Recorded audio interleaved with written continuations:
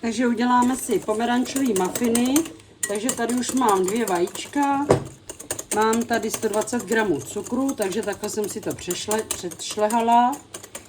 Teď vlastně si k tomu přidám 100 ml oleje.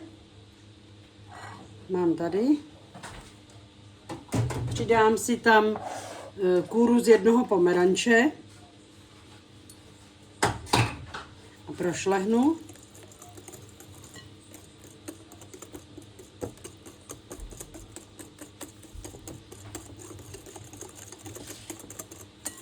Jo, teď si tam přidáme 150 ml šťávu z pomeranče.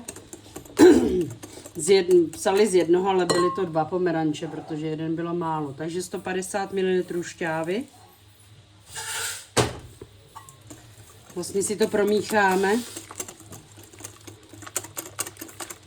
Teď si tam přidám 180 gramů hladké mouky, 30 gramů kakaa, 1 prášek do pečiva, špetku soli.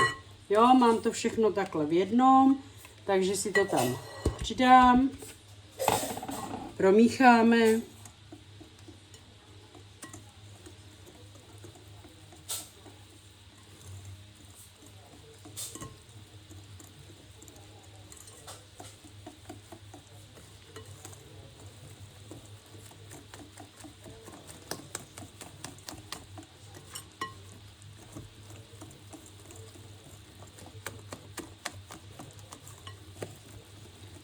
Tak máme promícháno. Jo.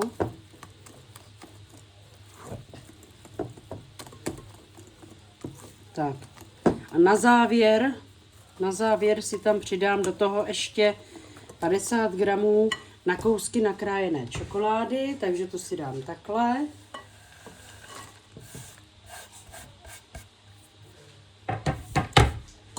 No a promícháme.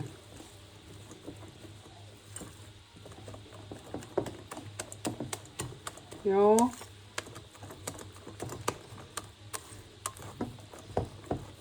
Tak a máme těsto na mafiny. Čokoládový a teď vlastně si vezmeme formu. Vezmu si lžíci a můžeme plnit. Plníme tak do poloviny. Jo, to stačí. Takže si to naplníme.